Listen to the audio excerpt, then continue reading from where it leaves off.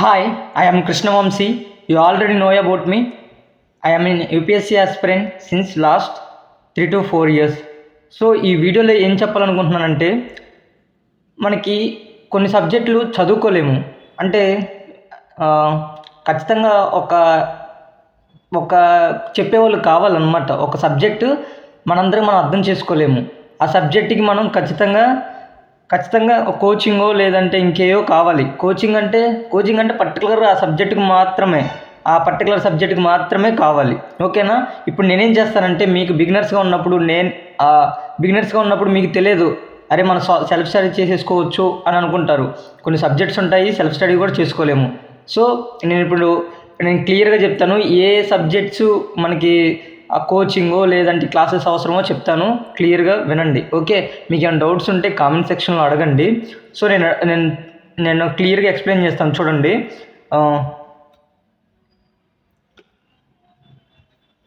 చూడండి first there are three types.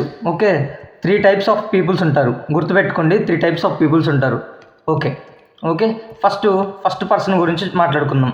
First, second, third. Okay, వీళ్ళు ముగ్గురు గురించి మాట్లాడుకుందాం. ఫస్ట్ పర్సన్ వచ్చేసరికి ఏం చేస్తారంటే అసలు అతనికి ఒక చెప్పేవాళ్ళు లేకపోతే అసలు ఏమీ నేర్చుకోలేడు. No gainer. Okay, no gainer అంటే అసలు ఎవరు చెప్పకపోతే అస్సలు నేర్చుకోలేడు. ఇతను type 1 person. Okay, next type 2 person ఉంటారు. టైప్ 2 పర్సన్ అంటే ఆఫ్ లెర్నర్, ఆఫ్ గెయినర్. లేదంటే అంటే సగం, అంటే కొన్ని సబ్జెక్ట్స్ తనంతగా తను చదువుకోగలుగుతాడు, కొన్ని సబ్జెక్ట్స్ తనంతగా తను చదువుకోలేడు. ఇతను టైప్ 2 పర్సన్ అనుకుందాం. ఓకే, ఇంకొకళ్ళు టైప్ 3 పర్సన్స్ ఉంటారు. అంటే ఇతను full gainer. Okay, full gainer అంటే ఒక పర్టికులర్ సబ్జెక్టు అంటూ ఏం లేదు, ఒక పర్టికులర్ ఇది అంటూ ఏం లేదు. ఎవ్రీ సబ్జెక్టు, అది టెక్నికాలిటీ ఉండని ఏదైనా ఉండని, he learn everything by himself. Okay, ఇతను టైప్ 3 పర్సన్. ఓకే, నేను రివర్స్లో చెప్పాను. Type 3 person, type 1, type 2, type 3. జనరల్గా యూపీఎస్సీ ఆస్పిరెంట్స్ ఎక్కడ ఉంటారంటే నాకు తెలిసినంత వరకు మ్యాక్సిమం ఇక్కడ ఉంటారు. అంటే సగం మాత్రమే నేర్చుకోగలరు, సగం ఖచ్చితంగా కోచింగో లేదంటే ఏయో క్లాసులు కావాలి. అది డ్యామ్ షూర్. అది మాత్రం ఎవరు ఎంచలేరు.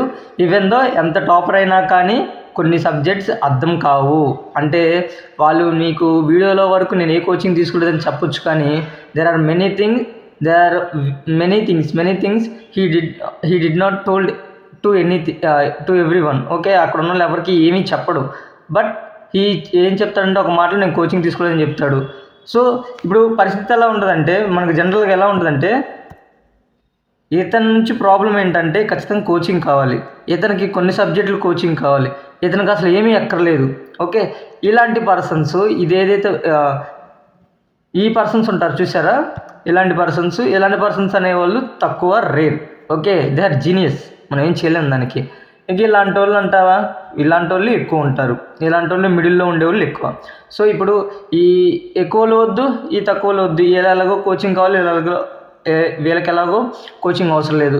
బట్ ఈ మధ్యలో ఉన్న చూసావో వాళ్ళకి మాత్రం ఒక కోచింగో లేదంటే ఒక క్లాసెస్, ఒక మెంటర్ అవసరం కావాలి. కాబట్టి అవే సబ్జెక్ట్స్ నేను చెప్తాను. జనరల్గా నాకు తెలిసినంత వరకు అయితే నువ్వు పాలిటీ ఉందనుకోండి, పాలిటీ నీ సొంతంగా చదువుకోగలుగుతావు, అది నాకు తెలిసినంత వరకు. ఇంకొకటి హిస్టరీ కూడా నీ అంతా నువ్వు చదువుకోగలుగుతావు. Okay, next art and culture నీ అంతా నువ్వు చదువుకోగలుగుతావు.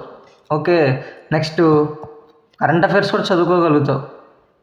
ఆల్మోస్ట్ కరెంట్ అఫైర్స్ కూడా చదివచ్చు, బట్ నీకు సబ్జెక్ట్ నాలెడ్జ్ ఉండాలి కాబట్టి. ఓకే, సో ఎన్విరాన్మెంట్ కూడా చదవచ్చు. ఓకే, నెక్స్ట్ ఇప్పుడు ఏవే సబ్జెక్ట్స్కి మనకి ఖచ్చితంగా అంటే డ్యామ్ షూర్గా అవసరమై ఉండొచ్చు అని అడిగితే నాకు తెలిసినవి, నేను ఫీల్ అయినవి, నేను ఈ 4 yearsలో నేను తీసుకుని ఉంటే బాగుండు ఏదో క్లాస్లో అనిపించింది. అంటే ప్రజెంట్ మొన్న ఈ మధ్య నేను ఎప్పుడో అవి కట్టాను. అంటే సబ్జెక్ట్కి సంబంధించి ఇప్పుడు యూట్యూబ్లో కొన్ని వీడియోస్, టెక్నికల్ సబ్జెక్ట్స్ ఉంటాయి, ఆ వీడియోస్ చూడటం అవి చేశాను. సో దట్స్ వై కొంచెం కాన్సెప్ట్స్ అర్థమైనాయి, లేదంటే అసలు అర్థం కాదు. కొన్ని టెక్నికల్ సబ్జెక్ట్స్ ఉంటాయి, వాటిలో ఎకానమీ ఒకటి మోస్ట్ డిఫికల్ట్, మనం చదవలేము. పైగా ఇంజనీరింగ్ బ్యాక్గ్రౌండ్ అయితే అసలే చదవలేరు, ఇంగ్లాండ్ బ్యాక్గ్రౌండ్ నుంచి వచ్చిన వాళ్ళు. సో ఇది. రెండవది జియోగ్రఫీ. బిలీవ్ మీ, మీరు నమ్మినా నమ్మకపోయినా ఈ 2 సబ్జెక్ట్స్కి ఖచ్చితంగా టెక్నికాలిటీ ఎక్కువ ఉంటుంది. మన వల్ల కాదు. మీరు అనుకున్నంత ఈజీ కాదు జియోగ్రఫీని అందరూ నువ్వు చదువుకొని టెక్నికల్ అర్థం చేసుకోవటం. అసలు నేను మొన్న వింటుంటే జియోగ్రఫీ అంటే నేను నేర్చుకున్నదే, నేనేమనుకున్నానంటే నేను పైపైన నేర్చుకున్నాను. మొన్న ఈ మధ్య అంటే ఫిల్మ్ స్టార్ట్ చేసిన తర్వాత జియోగ్రఫీ మీద గట్టి కూర్చొని అనుకున్నాను, కాన్సెప్ట్స్ అర్థం కావట్లేదని. అప్పుడు అర్థమైంది నాకు ఎంత టెక్నికాలిటీ ఉందని. వాళ్ళు చాలా సింపుల్గా ఎక్స్ప్లెయిన్ చేయగలుగుతున్నారు ఎక్స్పర్ట్స్, ఆ జియోగ్రఫీ ఎక్స్పర్ట్స్. సో అందుకు చెప్తున్నాను, ఎకానమీ ఒకటి, జియోగ్రఫీ ఒకటి, సైన్స్ అండ్ టెక్నాలజీ ఉంటుంది. సైన్స్ అండ్ టెక్నాలజీ ఈ 3 టెక్నికాలిటీ ఎక్కువ ఉంటుంది. సైన్స్ అండ్ టెక్నాలజీలో కూడా కొన్ని ఉంటాయి, దాన్ని ఏమంటారు, ఎయిర్ స్పేస్ అవన్నీ పక్క పెడితే కొన్ని బయాలజీ సంబంధించిన లెసన్స్ ఉంటాయి. మనం ఎక్కడ 10థ్లోనే సక్రంగా చదవం, అలాంటిది ఇంకా మరి ఇప్పుడేం చదువుతాం, ఇప్పుడేం గుర్తుంటుంది అది. సో అందుకోసమే చెప్తున్నాను, బయాలజీ ఒకటి ఉంటుంది సైన్స్ అండ్ టెక్నాలజీలో, బయాలజీ ఒకటి, తర్వాత బయోటెక్నాలజీ అని, దాని మీద biology application biotechnology, okay, nano technology అని, తర్వాత దాన్ని ఏమంటారు క్వాంటమ్ టెక్నాలజీ అని, ఇంకా రకరకాలుగా ఉన్నాయి. సో ఇవి టెక్నికాలిటీ ఎక్కువ ఉంటాయి. టెక్నికాలిటీ ఎక్కువ ఉన్నప్పుడు మనకు అర్థం కాదు, లాజిక్ ఉంటుంది. ఓకే, దీంట్లో సబ్ పార్ట్స్ ఉంటాయి. ఓకే, ఆప్షన్ అంటారా, అది వేరే సంగతి. అది కొంతమందికి ఈజీగా ఉంటుంది ఆప్షన్, కొంతమందికి కొంచెం కష్టంగా ఉంటుంది. అది నేను టెక్నికాలిటీ చెప్పనులే, బట్ మ్యాక్సిమం ఆప్షనల్ కూడా తీసుకుంటారు, కోచింగ్ క్లాసెస్ తీసుకుంటారు. సో ఇవి ఈ 3 సబ్జెక్ట్స్ గుర్తుపెట్టుకోండి. మళ్ళీ చెప్తున్నాను, మళ్ళీ లైఫ్లో రిగ్రెట్ అవ్వద్దు. ప్రిపరేషన్ స్టార్ట్ చేసినప్పుడు ఈ 3 సబ్జెక్టులు క్లియర్గా ఉండాలి. ఎందుకంటే దిస్